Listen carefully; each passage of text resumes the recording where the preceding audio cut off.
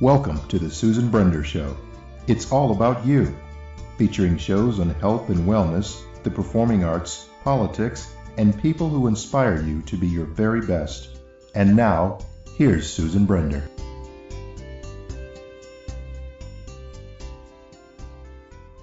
I'm Susan Brender, and this is the Susan Brender Show.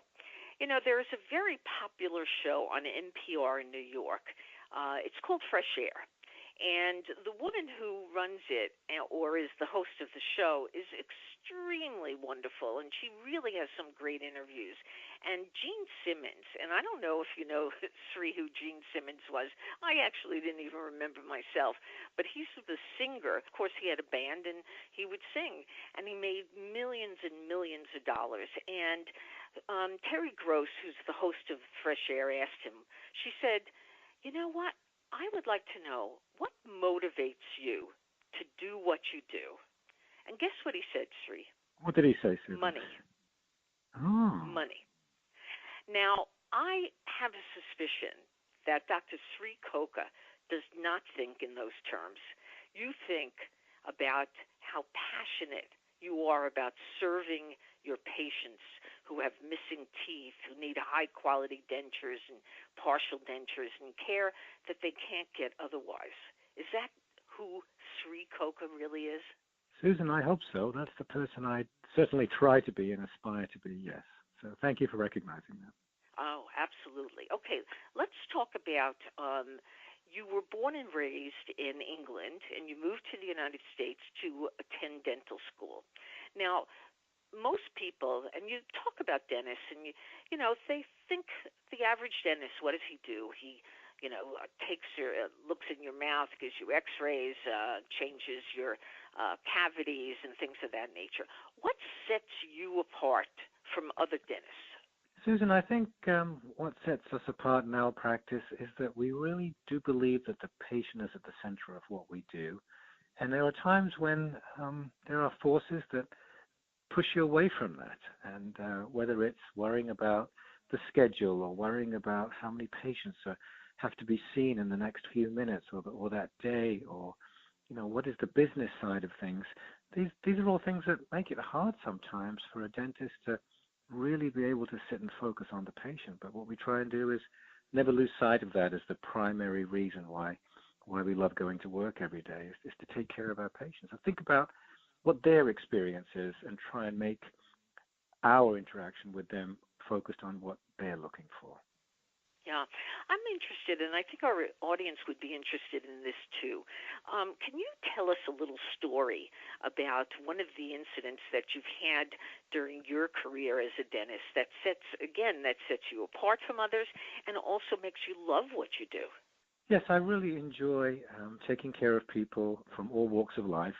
I love the fact that in our waiting room, we could have someone who is from very little means sitting next to a millionaire, but they're both there because they have the same dental fears, the same dental hopes, and being a dentist tends to sort of equalize a lot of those other socioeconomic factors that often separate us. So when I walk through the practice and I look out in the waiting room and I see a patient who maybe is on medical assistance and in our practice sitting next to someone who's maybe even quite wealthy or quite well known, I love that we take care of everybody from all walks of life and that they're all there together talking to each other in the waiting room, and they probably wouldn't talk to each other otherwise in any other part of life.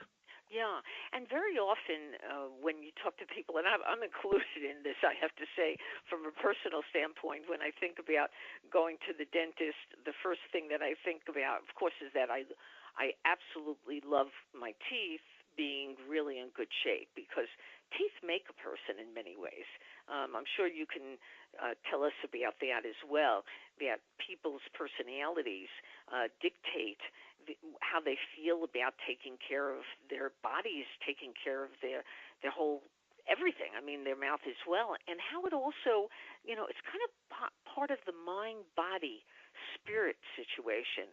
When you have something beautiful, when you look pretty, and teeth make people look pretty or handsome, they feel it's kind of an extraordinary thing that happens to their mind. Do you agree with me on that? It's like a mind-body thing? Absolutely. And we often say the statement to our patients, Susan, that much of what I do may be dental treatment, but as much of what I do, or if not more sometimes, is mental treatment. It is restoring self-confidence, self-esteem, the desire to go out in public again, because people have shied away from even leaving their home because they're embarrassed about how their smile looks and how people might think less of them because they don't have that healthy, pretty, or handsome smile that you were talking about. So the transforming of someone or the unlocking of someone's personality is, it's an amazing thing that we're part of with many of our patients. And when they come back and say, I used to walk around and put my hand in front of my mouth when I talked, but now I don't have to do that anymore. That's very fulfilling for us to be able to help someone on that journey. Yeah, and you travel all over the world, and you see different people in different cultures who may not think about their teeth, or maybe they do. I would like to find out, and I'd like our audience to know a little bit about some of the experiences you've had traveling around the world, helping people from different cultures to improve their health through their teeth. It's a really good experience for me to travel the world like this and see those different cultures. I mean, I was raised the son of Indian immigrants in England, so I've had those two cultures and nationalities in me for many years, and then moving to the States brings another amazing set of experiences. But to travel around the world, and whether it's in Africa or Asia or Europe or South America, you get to see how a lot of the world now is becoming more aware of their looks and wanting to have a nice smile, because it is a sign of doing well in society and being healthy. But there are other elements of the culture that look at teeth in different ways. For example, in parts of Sudan, young men, when they move from adolescence to manhood, actually have some of their teeth extracted as a rite of passage. And so you learn as you travel the world that teeth can represent different things to different people. And again, we're hoping that when we have our conversations with our patients, we can find out from them what it is that is the real motivators for them wanting their smile or their teeth back. Sometimes it is the smile. Sometimes it is looking pretty, looking handsome, like you said earlier on. But sometimes it's a patient saying, I'm not that bothered about how I look, doc. I want to be able to eat better. And so for that person, it might be a functional reason that brings them in, that they want to enjoy their food like they used to with their own teeth.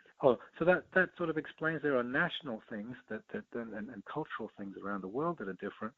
But even in our own cultures, there can be different reasons why people come in and want some dental work done.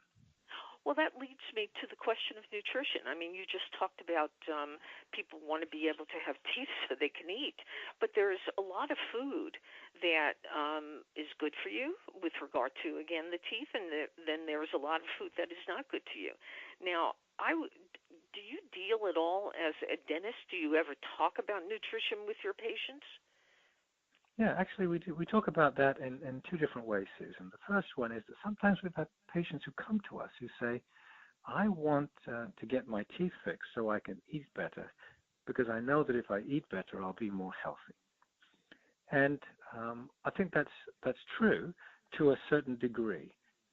There's a healthy on the physical side, and there's a healthy on the mental side again.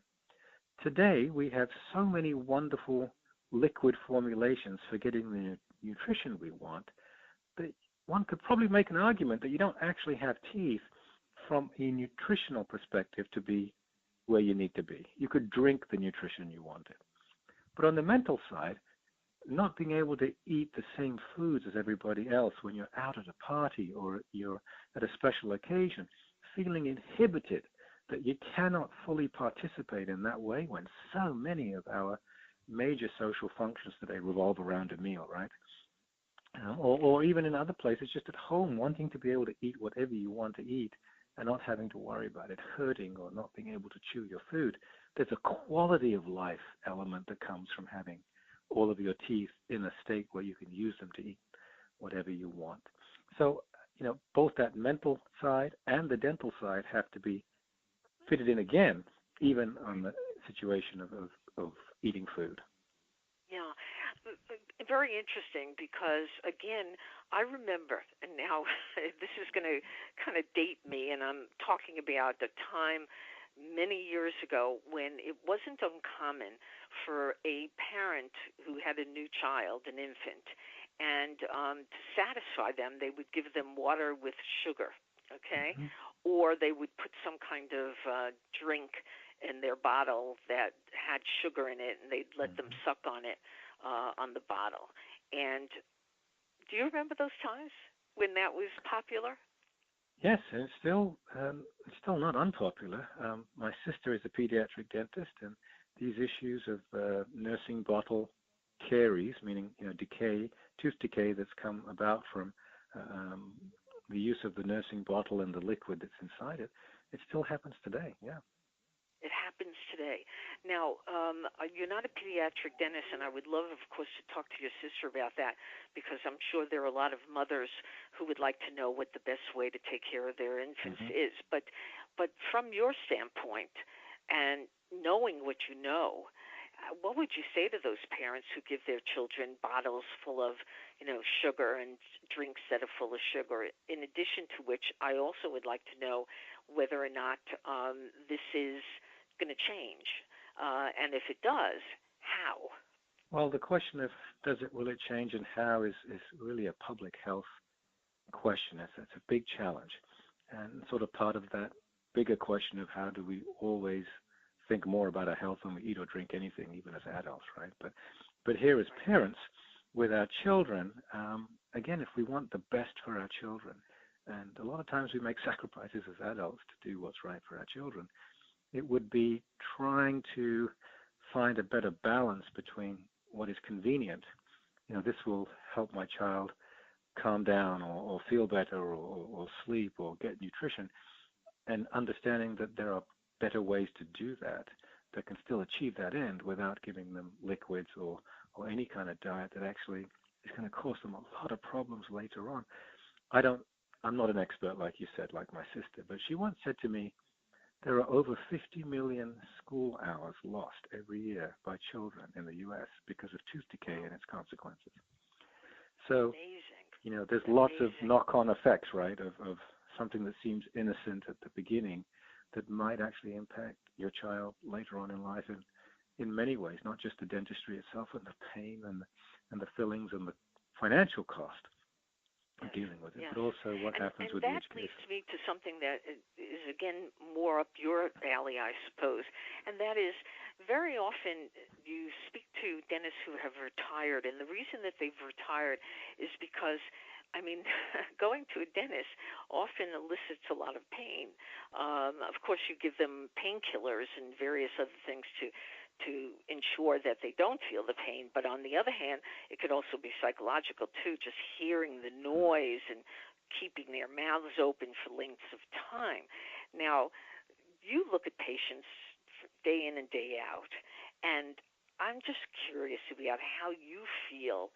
Does it kind of, as I said, does it elicit any kind of fear or anxiety on your part that you're hurting somebody or that the person is in pain, and it's hard to see, it's hard to feel, it's hard to experience? Oh, it's always hard to do anything to someone that you feel like is making them feel uncomfortable or put them in pain.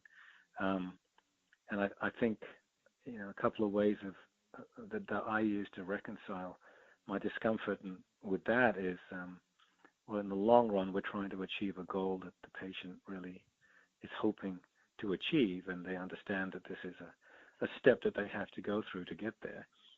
And the other part is that, to be honest, Susan, a lot of times people come in pain. And so what we're doing is actually helping them get out of pain in the long run by having to go through the anesthesia or the discomfort of taking a tooth out. But a lot of times I don't sugarcoat it when I'm doing certain things that I know will be painful, or the ensuing days will be uncomfortable because we've taken some teeth out, for example. I do tell them, well, this is going to be tough. It's not going to be any fun. And I think preparing a patient that way and being honest that it could be no fun and probably will be no fun is better than not talking about it and having them not really be ready for what might happen. I guess I'm the under promise over deliver guy, and I'd rather make it sound worse than it might really be, rather than pretend it's going to be fine and it not be. I think that's the way to go. I think you really do have to set people up for what is in store for them, because again, it's when you go to the dentist and you wait until you already are in pain, then what else can a dentist do but to be able to tell them, listen, you waited a long time, which again brings up the point, why do people wait so long before they go to a dentist? Well, I think that's human nature. You don't expect to enjoy something. You try and put it off as long as possible. And I'm not sure I'm any different. But it's no different than when will I start going to the gym, or when will I cut back on eating, tons of chocolate or whatever it is. You sort of wait until it gets to the point where you actually have to do something about it. And I understand that completely. As a dentist, do you have to have a sense of humor as well? I would imagine that if the dentist I go to here in Florida is a very serious man, and he's a very good dentist, and at the same time, he's also like a friend. When he's working on you, he's talking about his situation, which is, in my particular case, this dentist happens to go to the gym, and he's on a diet, and he's doing all kinds of sports, and he shares with you. He talks to you as he's operating on you or taking care of your teeth. Are you that type of dentist too, that develops a relationship with your patients so that they can kind of chuckle even though they can't really laugh, otherwise you could hurt them? Well, I don't think it's disingenuous to say it this way, but I do believe that if you have a relationship with your patients that is more than just the transactional one of you're a patient and I'm a dentist, that friendly relationship, then I think it's more fun for the patient. It's certainly more relaxing and less stressful, and it's also more fun for me as the dentist to be working with someone and seeing a name on the schedule and saying, "Oh, great! Susan's coming in today." And we all want to look forward to our work, so I enjoy investing in having that friendship. Now, not all dentists might, and to be honest, some patients actually, the minority, but there are a few who really do just want you to go in there, do the work, and leave, and they're not necessarily looking for a friend in their dentist, but most people are. Right. And what we want to do is to find out what it is that they want, and then try and be what it is that they want, right? So. Yeah. I want to get down to some serious issues as well, and there again, what makes you special and what attracted you to me so that I wanted to interview you is that you work with all these different cultures around the world. And I think it's interesting to note that you're in demand, I'm sure, all over the world. Now, there's all different kinds of things that are happening today that are related to the computer and to that world. And has that changed the way practices operate as well, or you operate? Are you able to use the computer for something that you never did before? And, what do you see in store for us in your field? Well, yes, digital and computer technologies have made a huge difference, and they've changed our world already, and they're going to change it even more. A couple of simple ways that you can probably all relate to at some point soon is just the concept of the electronic medical record. That's certainly in dentistry today as well, too. We have electronic health records and dental records for our patients. And that has remarkably changed the way that we practice, because it's opened up new ways of sharing information between dentists or with patients or things like that. Then there's another side of digital, which is our ability to use the latest imaging technology, the latest manufacturing technologies, software that's been designed to help us plan treatments with greater accuracy and greater precision, and therefore have less challenges when we actually do the work. These things are already integrated into many practices today. I think something that's a little futuristic, but to some level it's already happening, that I think is super cool, is the use of robots. There are a couple of robots already being used in practices in the U.S. today. And the thought of having a robot be doing the work instead of the actual dentist, again, to some might be, oh, that sounds a little dispassionate, where's the human relationship here? But we do this in medicine already, right? We might be doing heart surgery using a robot. We do other kinds of medical procedures doing a robot, and we trade off the direct contact of the human touch for the fact that we know that done the right way and with the right techniques, we can actually get a better outcome for the patient by using that technique and decrease certain types of human error, right? So finding the niches, finding the right ways to use robotics that helps us but doesn't cost us anything, I think that's coming. I think that's very exciting. Have you ever seen any demonstration of a robot working on a person? I've watched a video. That's as far as I've gone, but not live. No. And when you saw the robot, did the robot have any compassion? That's what I'm curious about. You think of a robot, you don't think of compassion, you don't think of empathy or anything of that nature. But I'm just curious, are they setting that as one of the programs in a robot as well? Because without compassion, not at this stage. Not at this stage. I think at this stage it's more of a mechanical exercise, and the compassion comes from the consultation and the follow-up and those conversations. In a way, Susan, let's say you go into a surgery and you're under general anesthesia. You have no idea what's going on around you, right? Your only touch points are what happened with your consultation with your doctor and the team beforehand, and then you wake up and you want to find out how it went. And so the actual treatment there is probably somewhat dispassionate from your perspective, but you're happy because you know there's a human doing the work. So here, we have to get over the fact that the human's not doing the work. But I think we will when we accept that there are certain things where we might actually be better off that way.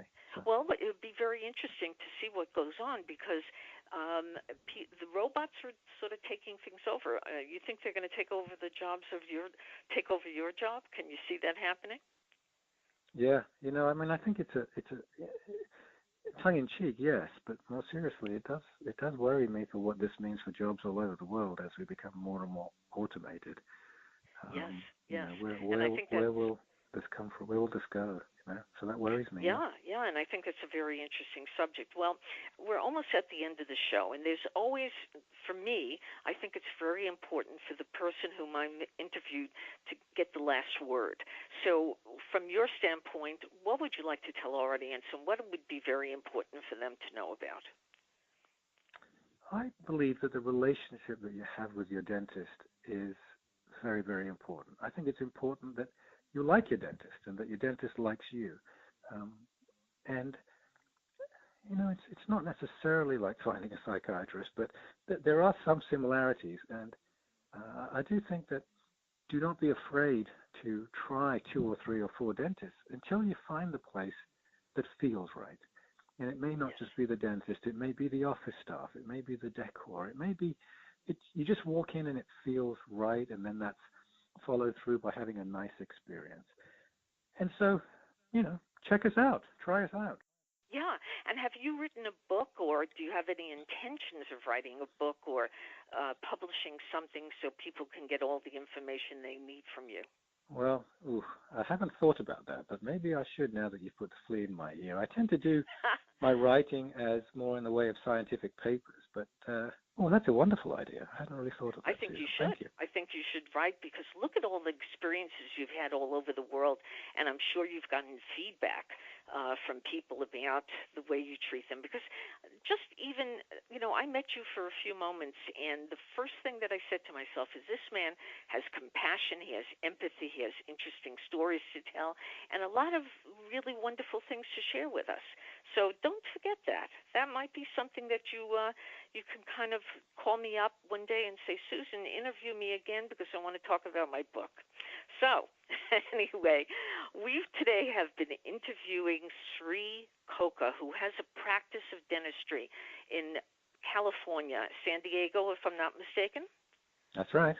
And in San Diego. And if they want to get in touch with you, Dr. Koka, how do they do that? Well, the best way best way, Susan, would be by email, which would be skoka@kokadentalclinic.com, and Koka is spelled Koka.